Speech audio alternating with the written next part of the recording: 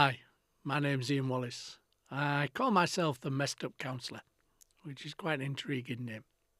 And the podcast you're about to see is one of many, and we've been doing about a year now. So you can look back and see all the things we've talked about with guests and on my own over the process. A lot of the information I use in the podcast initially came from the first book I wrote in 2011. Why do we do that? What do we do about it? And that came out and was the basis of all my learning, understanding at that time, which is going back a few years now. And that process of understanding how the world works for people, how we can alter, change, and adapt it, was kind of what it was there to do with the initial stages. I've made that now an audiobook as well, so it's available on Amazon as an audio file that you can check out and you can download to your heart's content, and hopefully that will be helpful. In the podcasts, we're trying to look at all sorts of things about human interactions, human dynamics, the world, and how we might understand it more or change it more. So it gives you lots of ideas and tools in order to think about and look at different ways of being or dealing with things. And hopefully that brings people together and makes people more able to connect and communicate. Lots of topics. If you ever want to connect to me, just obviously drop me a comment on the podcast and I shall try as much as possible to reply.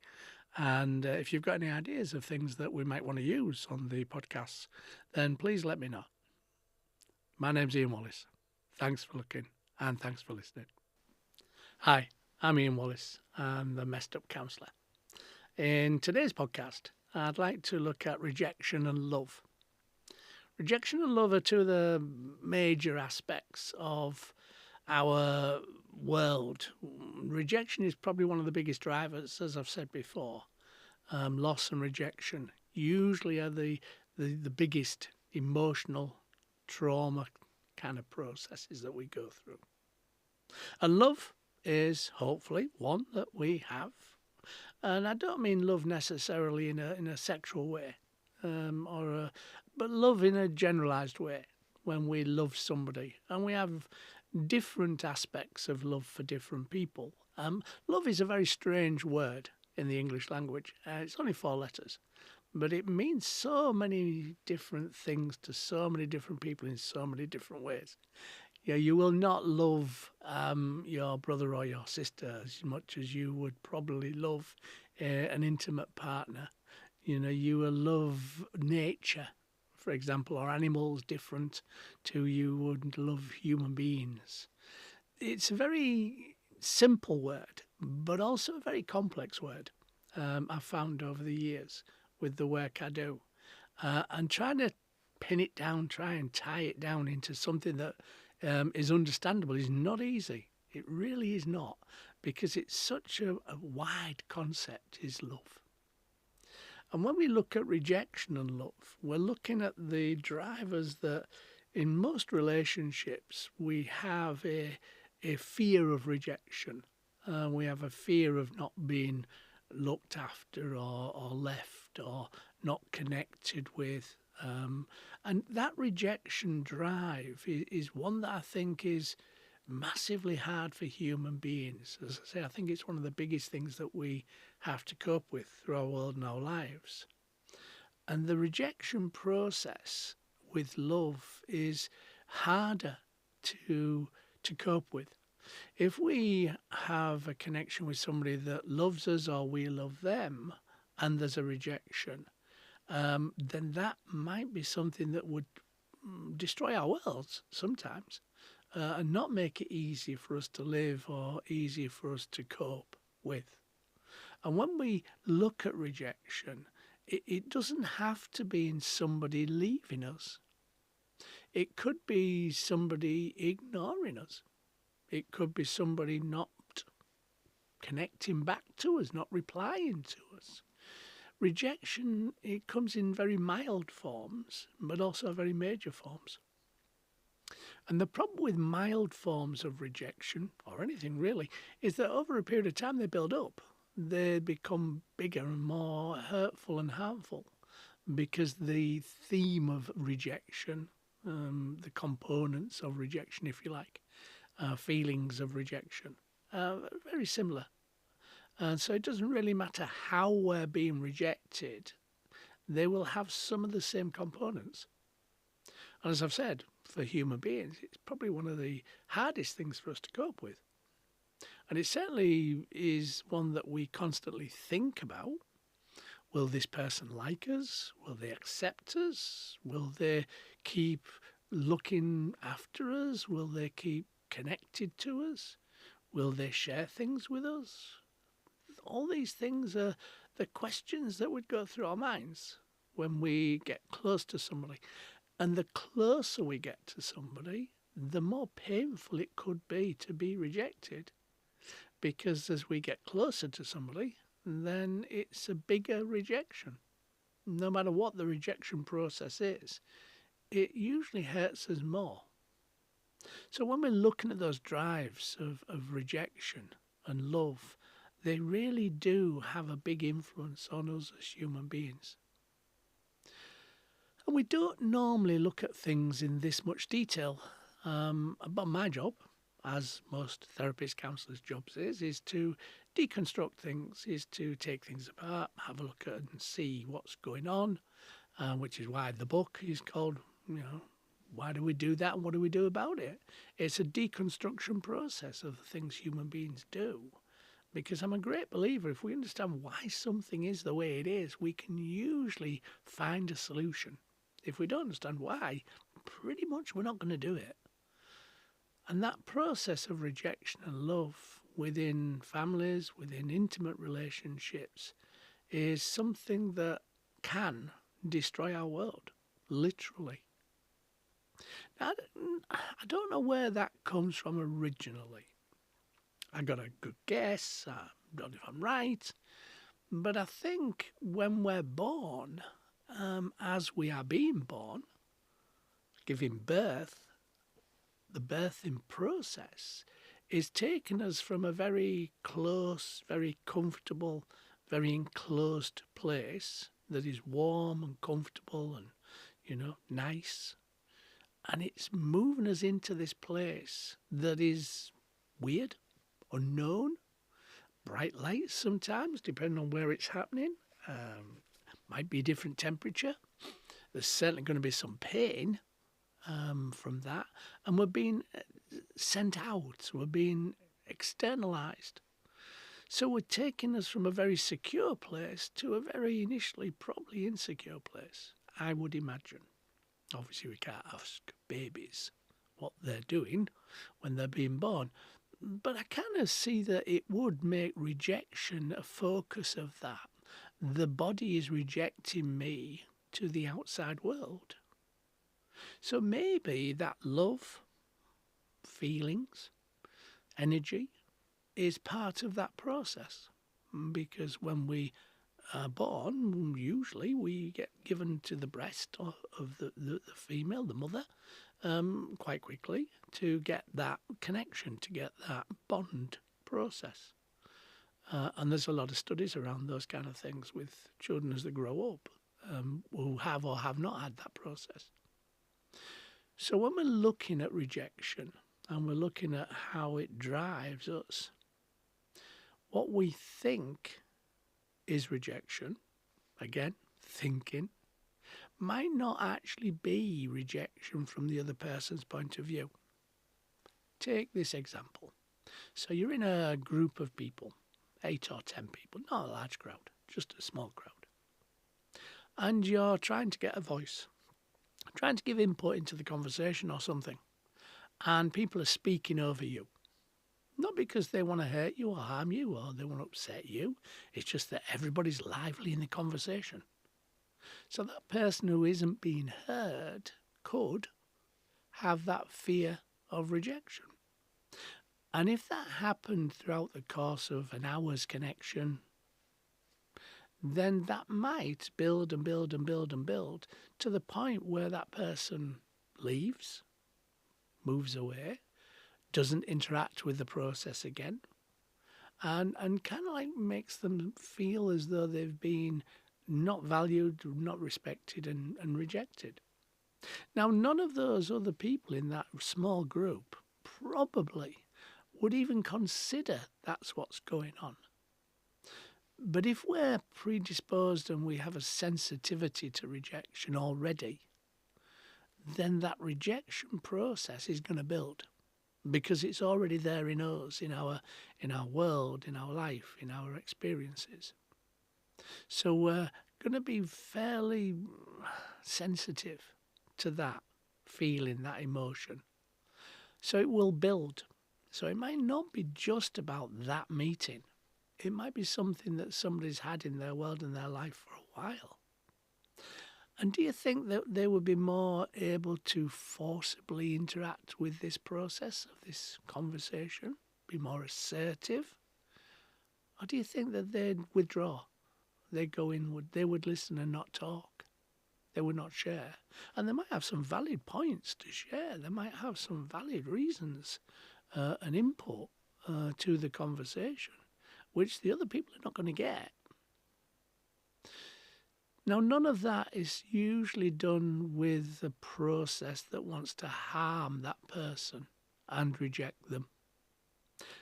But the person might believe that. And if we think something is, and we believe it is, we then act as though it is. Most of that goes off in our world, in our minds, not on the vocalizing process, but on the thinking process. Our heads do ourselves in, pretty much, most of the time, to be fair. Because we don't check those things out, we don't challenge those things. I work with a lot of people who work with anxiety, for example. So the anxiety is heightened if there's any possibility of a rejection process, quite naturally. So that anxiety feeling comes in with rejection, or can do. So it builds more and more anxiety in how they see the world, how they work their world. And that anxiety can sometimes immobilize people. It can stop them. It can make them freeze. And then it can go into, as we know, panic attacks and those kind of things. So the rejection process links to other things. So I kind of was possibly looking as though I was going off-piste, off the subject. But it does rejection does link to other things. It's not a thing on its own. It connects to a lot of things. And we don't necessarily think of it in that way. So I suppose what I'm saying is that if you have a sensitivity to rejection, then you need to challenge whether that's true, whether they're rejecting you or not, because they may not see it that way, and have that dialogue, which is really scary. And it is scary. Because if they were rejecting us, and we now know that for certain, that's a much bigger drop, come down, fall down, emotionally. Because if we ask that question, and what we think becomes true, that kind of increases it enormously. Because it's not necessarily just in our heads then. It's in the reality in front of us. So we tend not to ask that question because we're kind of scared of the answer. We don't really want to know the answer, to be fair. And looking at the answer means that we have to cope with it. We have to understand it. Now, when I was growing up, I had that fear of rejection. I did. And that insecurity and that anxiety. I was always on the outside.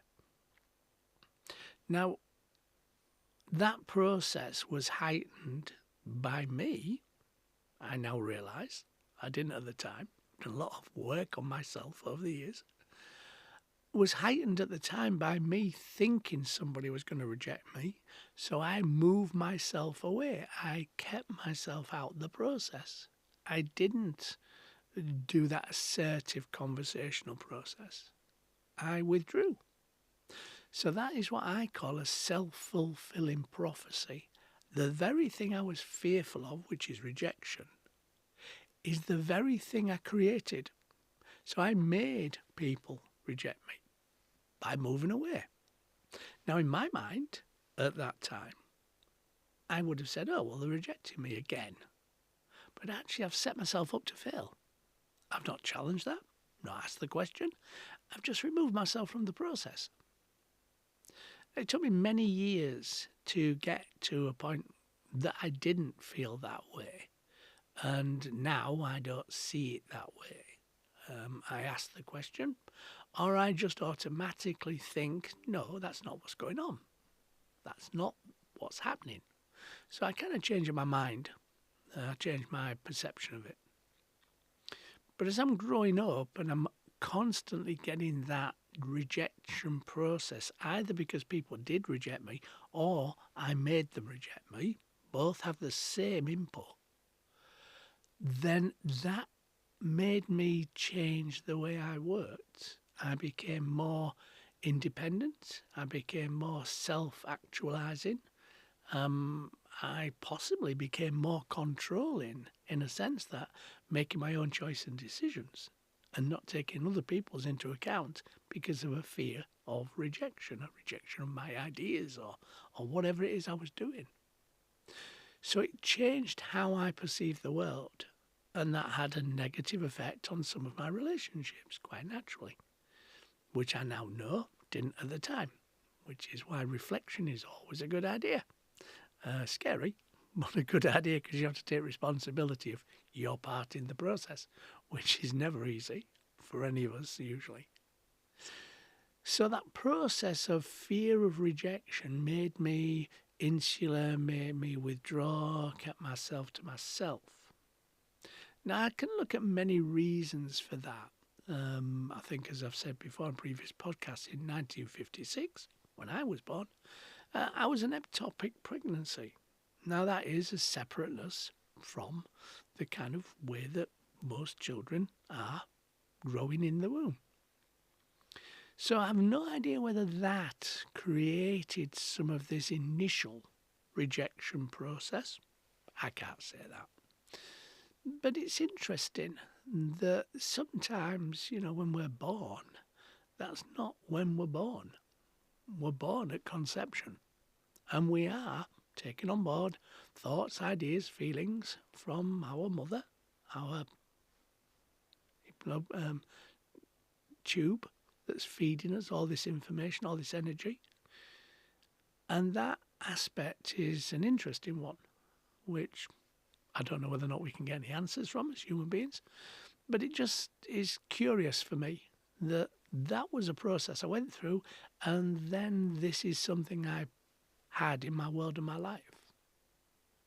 And some of the things that I went through when I was younger increased that rejection, fear, worry, concern, and made me more easier to work with in some senses, because I went with the whatever, and I still do to a certain degree, to please, to appease, all those kind of things, for the fear of rejection. So it's a really interesting process to look at and analyse. And you can analyse your navel, which is not necessarily helpful. But if you can build some idea of how you work your world and in relation to others, then that fear of rejection might be able to be separated. How much am I doing to contribute to that? And how much is the reality of that's what's happening? And that's not an easy one, as I've said, because that fear of rejection heightened makes us very prone not to ask those kind of questions sometimes of ourselves, never mind other people. But that process is helpful if you want to change, alter, define yourself differently. So if I'm in a room full of people now, after all the work I've done on myself, then I don't automatically believe they don't want to talk to me. I'm quite comfortable in my own environment, in my own energy, in my own space, I don't have to be connected. I can cope with being on my own without that initial thought process of nobody wants me, nobody's interested in me. It's not an easy one for me still, I must admit, and it's one that I still find challenging. But I do put these ideas in my mind when these things are occurring and say, well, okay, is it that or is it this? Could it be this in there instead of that? And I do question it. And usually I come out with a much better understanding of the reality of what's going on and not what I'm thinking is going on. Hopefully that made sense. It sounded like I was probably rambling a bit, but, maybe you'll make the judgment on that one. And if you like the podcasts, if you think they're interesting or stimulating to think about things, then please like and share and subscribe. And every Monday morning at 7 a.m, you could be listening to me. God forbid. My name's Ian Wallace. I'm the Messed Up Counsellor. Take care. Hi, thanks for listening to the podcast, and hopefully it made sense and was interesting for you.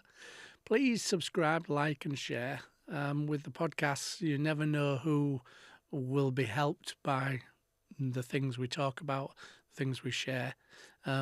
We don't normally tell people our problems, but by sharing it and helping other people to understand things. The book Insecurity, It's All About Me, is also available now through Amazon. And it gives you an understanding of what drives insecurity, how insecurity works within our human dynamics, and how you can get a much more secure connection with people. It gives you lots of ideas and thoughts, which is really good. So thanks for listening. Subscribe, like, share, hit the button. And if you've got any comments, please give me them and I'll do my best to answer them. Thanks very much. Take care.